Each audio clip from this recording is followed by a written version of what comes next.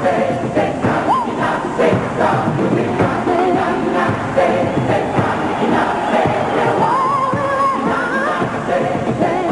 name is Yassin, and I represent Al Hayat London newspaper, whose publisher is His Royal Highness Prince Khalid bin Sultan bin Abdulaziz, the Assistant Minister of Defense in the Kingdom, and which is a well-known newspaper and very authoritative and credible.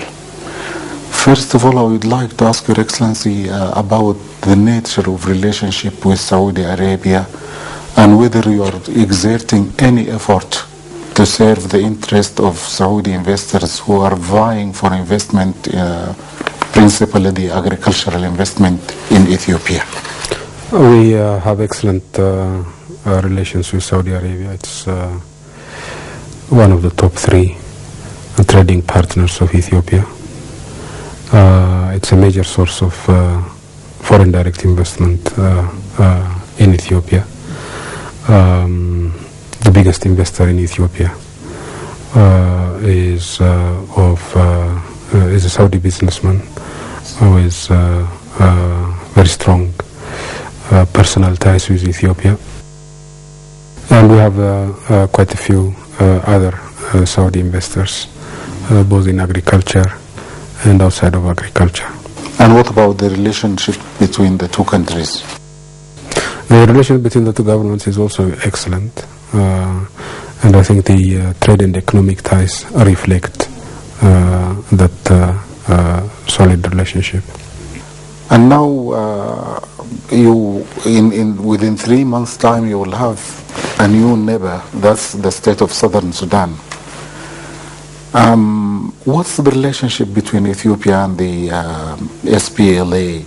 And would there be any special relationship between the two countries, or you'll think also there might be some security problems, given the fact that there are tribes which have Sudanese origin and Ethiopian origin?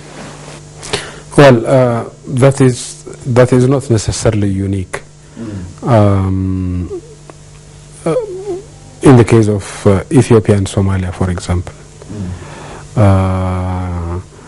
we have Somalis who are Ethiopians, and we have Somalis who are Somalis.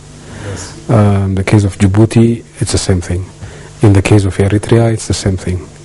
In the case of Sudan, it's also the same thing. Yes. Both in the north and in the south, there are tribes that we share. So that's part of the way the geography of the region works. But happily, in the case of Sudan, Ethiopia uniquely is trusted by both the south and the north. I would dare to say there is no other country that is equally trusted by both parties, both the south and the north. And we believe we can have, given the fact that the southerners have decided to establish their own state, we want to have a normal, good neighborly relations with Southern Sudan, just as we currently have normal, good neighborly relations with Sudan.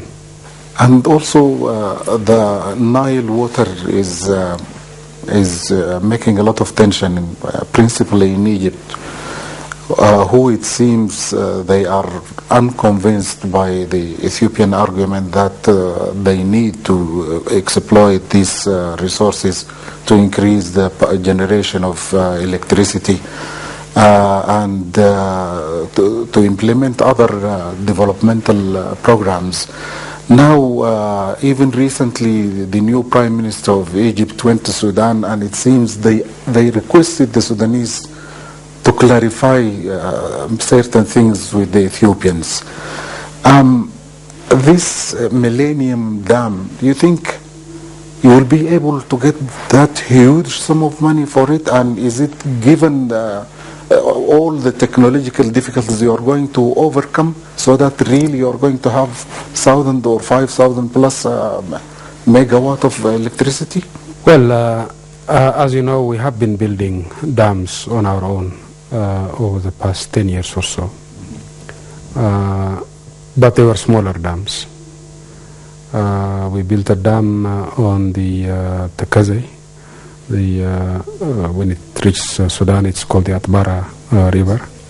So we built a dam on there using our own resources, but it was a small dam which generated only 350 megawatts. We built a tunnel under the Lake Tana of 18 kilometers. Again, this was done with our own resources, and it generates about 420, 460 megawatts. So we've been building our capacity with smaller dams. We intend to mobilize the Ethiopian people for this major project, both in the diaspora and inside Ethiopia. We have 80 million people. We need 80 billion birr, or something in the range of 3.3 billion euros. When you divide it up among 80 million people, it's not a huge sum. Yes. Over 5 years, we believe we will be able to mobilize the resources. We will be issuing bonds, 5-year bonds, and there will be interest paid. And the response of the people of Ethiopia has been extremely positive. So we're very confident that we will be able to mobilize the necessary resources. In terms of technology, the civil work is being done by an Italian company.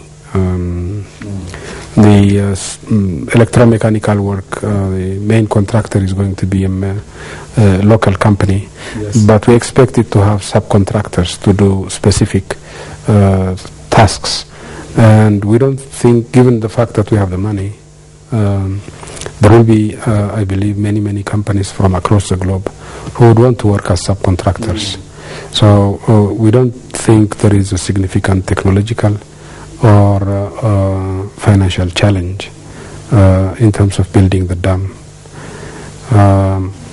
I frankly am at a loss to understand why the Egyptians have problems with this dam. As you know, electricity does not consume water. Yes. It just regulates it and uses it. So they can't claim that by building this dam we are using water that they might use. We are not consuming it.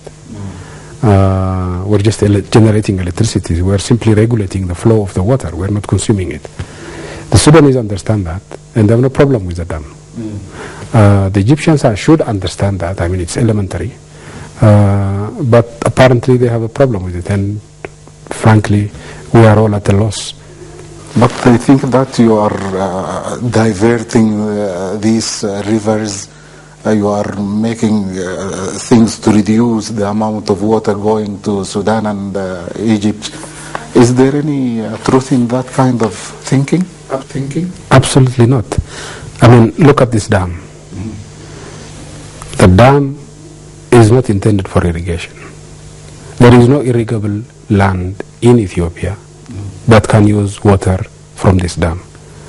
Only Sudan can use the Millennium Dam for irrigation. Ethiopia cannot use it. It's just 40 kilometers from the border, and it's in a deep gorge. So it is unusable for irrigation. It can only be used for power generation. Now, Sudan is perfectly happy with this dam. It has not complained at all because it knows its benefits. What does it mean?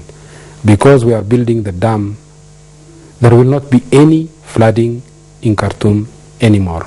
That's dead. It's finished.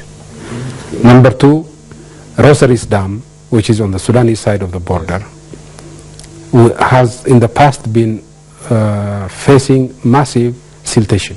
Yes. There will not be any siltation because the siltation will happen upstream in our dam. So Rosaries will become more viable. When Rosaries becomes more viable, the Jazeera project becomes more viable. So the Sudanese know this, and they have no problem with this dam, because they know we are not going to divert the river from the Nile basin. It's going to go through the Nile into Rosaries. Yes. They know we are not going to use it for irrigation. And so they have no problem.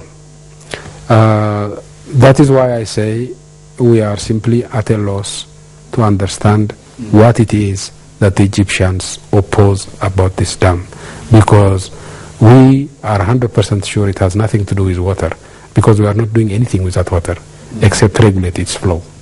Now, talking about the revolution in Egypt, there are also many other major revolutions in the Arab world. You have Libya, you have Bahrain, you have Yemen. And the fashion nowadays is asking leaders to listen to their people. So if we ask the Prime Minister in Ethiopia, are you listening to your people? Aren't you afraid of 84 million people who has always needs and they suffer poverty and things like that? You think you are listening to the voice of your people? Sure. That is why we're building the dam. Among other projects to fight poverty. We believe that 80 million Ethiopians are sick and tired of poverty. We believe 80 million Ethiopians are prepared to do what it takes, whatever it takes, to fight poverty. Yes. That is why we have decided to do anything that we can to fight poverty in Ethiopia, including building a huge dam on the Nile with our own meager resources. And I believe we have been successful. Our economy has been booming for more than 7 years now. Our economy has been growing at double-digit rates. And not only is it growing, but it is very equitably distributed. In terms of equitable distribution of wealth, Ethiopia is #1 in Africa. So we have both growth and equitable distribution, and that, I think, is consistent with the desire of the Ethiopian people, of 80 million Ethiopians. I think you can look at it in two parts. Yes. The first, more or less 10 years of the change in government in Ethiopia. Yes. We were growing roughly at 5% or so per year. Given the depths of poverty in Ethiopia, that was not enough. For the past 7-8 years, we've been growing at an average of 11% per year. That is one of the fastest in the world.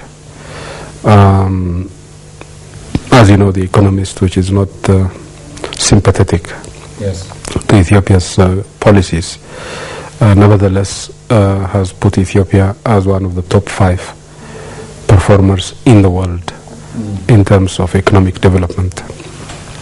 So I believe everybody who has seen Ethiopia over the past 7 years recognize that there's been tremendous change. Nevertheless, the depth of poverty was such that 70 years of double-digit growth would not be enough.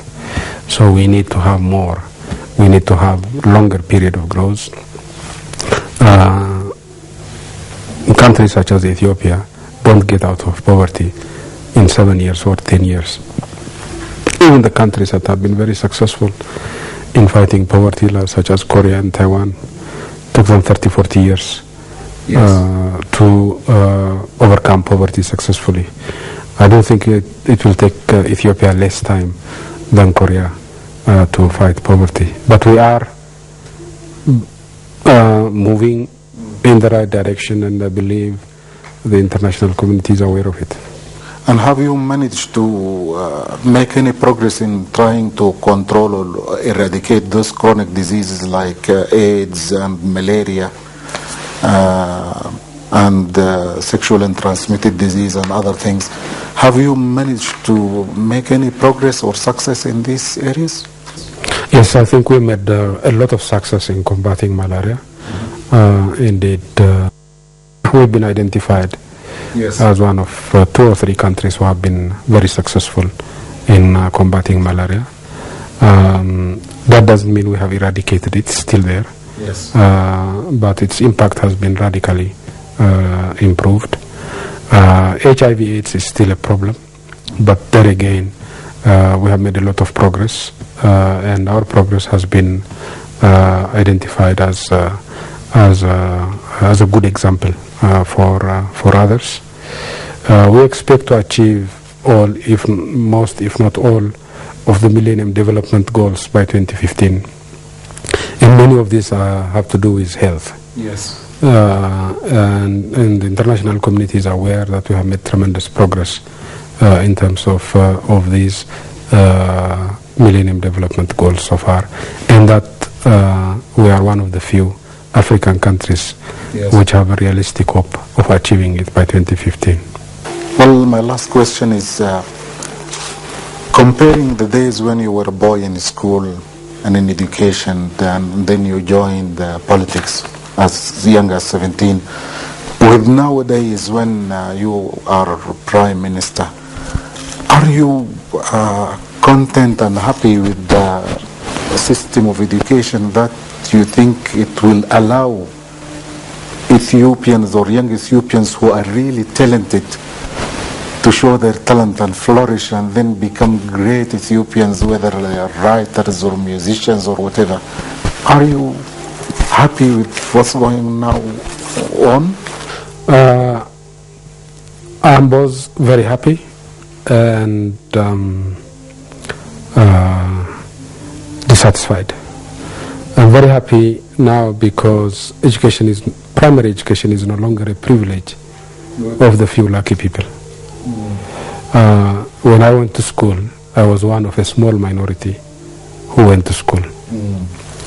And now over 97% of Ethiopians go through primary education. So it's now become a right of every Ethiopian kid. When I went to university, less than 1,000 Ethiopians per year used to go to university. That's a very tiny minority. Yes. And when we took over, that had increased to 3,000 per year in a country of 80 million. Yes. Now our intake in the universities is over 100,000. We had one university. We now have 23 universities, and we are building 10 more universities. So in this regard, I'm very happy. Where I'm not happy is in the quality of the education. Yes. Whether it's in primary school, secondary school, or tertiary education, I think there's a lot of room for improvement in the quality of education. Prime Minister, thank you very much for being so patient, and I am really happy. It's not only I am Sudanese at the end of the day, and you are the Prime Minister of Ethiopia, so I feel I'm high in the moon now. Thank you very much, and I hope we interview you some other time or month.